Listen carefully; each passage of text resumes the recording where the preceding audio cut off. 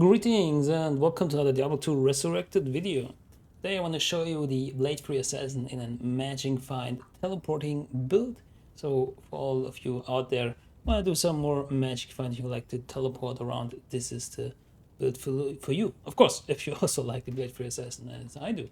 And let's get right into the skill points. Of course we have 20 to each of the blade skills. We get some plus skill from our claw for death sentry, so we can use that. I'm not a huge fan to using that all the time and to rely on that, but it's there and it's very useful in some cases, especially on P1. As for shadow disciplines, we have max out claw mastery for more damage, and we have like 16 in fate because we're running a pretty low or fairly low on resistances. If you get that juicy fate, we are running more than maximum, which really helps with gearing this character, especially if you're running Enigma. And yeah, right into the gear, we have a Plague Runeword and an Ethereal Suvaya that has +3 to Death Sentry, so this is a huge damage weapon and my personal favorite because it also comes with a Cleansing Aura, which is great in areas like the Chaos Sanctuary where you get constantly cursed.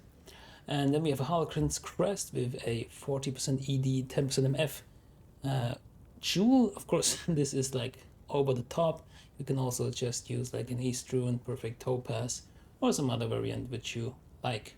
Then a High Lord's Wrath to give us some of the Deadly Strike and +2 skills for some more damage. Amaris is also perfectly suitable, or something that gives you +2 to assassin skills and some FCR maybe, but more into that later, or maybe right now, because I'm showing the Spirit Shield with a max 35% faster cast rate, which is of course for the Enigma teleportation mostly or mainly, and there's not really much else we cast during combat, so you have to teleport right here, and then we need some faster cast rate to make it smooth. That's why we also have a Arachnid Smash and a 10 FCR ring, and together we are reaching 65% MF, and that will give you a nice breakpoint for the assassin. In this case we have 11 frames breakpoint. You could also go with 42 FCR, and then you have 12 frames breakpoint. I cannot recommend going for 102 FCR because you lose way much on other stuff. You could like potentially have a 20 FCR amulet and 20 FCR gloves to reach that breakpoint, but it's not really worth it. And then we have War Travelers with magic find, of course, but also the added damage is actually pretty significant, along with the strength adding up to our overall min and max damage. And the Raven Frost for the Can't Be Frozen and the huge attack rating bonus. We already saw the Laying of Hands. It's huge against demons, also gives a big chunk of fire resist. My personal favorite, especially when going Travincal. And the second weapon slot has usually Call to Arms and Spirit. We have Trap Skiller, we have Annie and Torch, and then some ridiculous 20 level 5 Always Charms, which we actually don't need since we're running Fate, so I could potentially just drop them here in the chest before I get a lot of hate in the comments. No, not hate, but let's pick some of them, okay? Because we are lacking a little bit in resistances, but you can also replace them with like 11 to some single resist that you might need. Now our split is not all maxed out, but it's fairly okay. As for the Mercenary, Reaper's Toll, huge damage when the Decrepify procs, which is like almost all the time, and because of teleport, he will probably always be where you are, and then hitting the enemies that you want to hit. And then I have Kira's Guardian and Guardian Angel. It's like two Guardians in there. So he will probably not die so fast, and he can survive Travincal with a huge fire resist of 259%, even when there is a Conviction Aura. Pretty sturdy boy. And the Might Aura for more damage. Attributes, enough strength to equip the gear. With Enigma and Torch and Annie, probably wouldn't need as much as I have here. And around 175% dexterity is what I liked for attack rating, and then the rest into vitality. Alright, so got all the details, talked about 5 minutes about the build. Let's get into it. And let's show Travincal first. This is P1, and you will see we are killing quickly. You can of course bump it up to a higher player count, but I mean, I personally mostly play P1 in Battle.net, and because we have the laying on hands, we're doing like huge damages here. I mean, they don't even stand a chance as long as they're not moving around so much, because that can be annoying with blade free sometimes, but most of the time they are very, very still, and just we can just grind them away. And yeah, moving into the Chaos Sanctuary, which I know you all love and hate. You can see no problems at all. Sometimes there's some little bit desync here, and we can just go for the sealed, for example, or go for the rare, since we have the pretty fast teleport,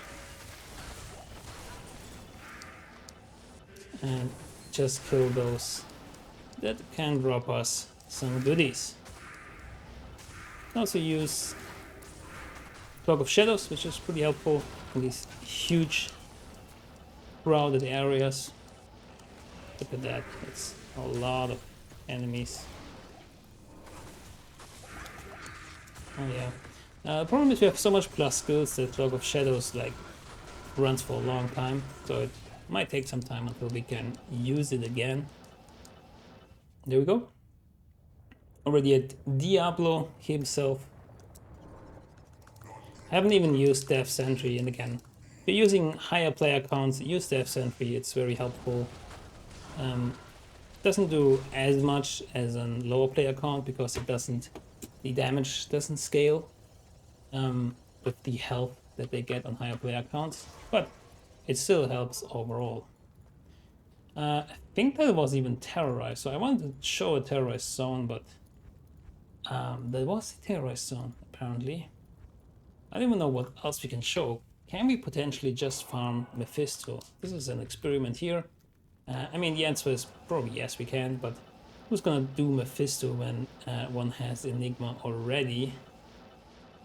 But you know, just for the fun, these guys, of course, they can also drop very, very well. Like the council upstairs. Where's the other guy? There he is. And then this guy as well. And then the Lord of Hatred himself. Boom. There he goes. So yeah, very fun, very versatile build overall. That's why I like the Blade 3 Assassin. And here in a setup that I would call is the Magic Find setup for the Blade 3 Assassin.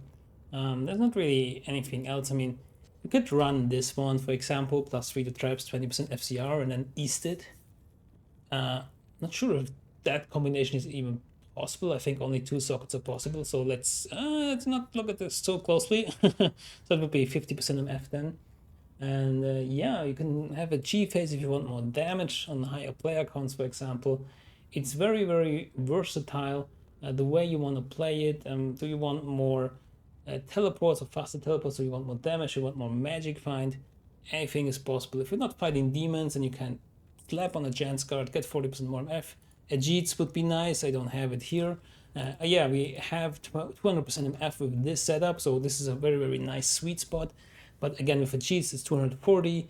With a little bit tweaks here and there, with some charms, you can get up to 300 easily, I would say, and still have a great time, especially on P1. So there you go. This is the Magic Find Blade Fury Assassin. I hope you liked it. If you did, consider subscribing and liking the video, because there will be more content like this in the future, and there also was in the past. So check out my channel for more videos about Diablo 2 and the Blade Fury Assassin.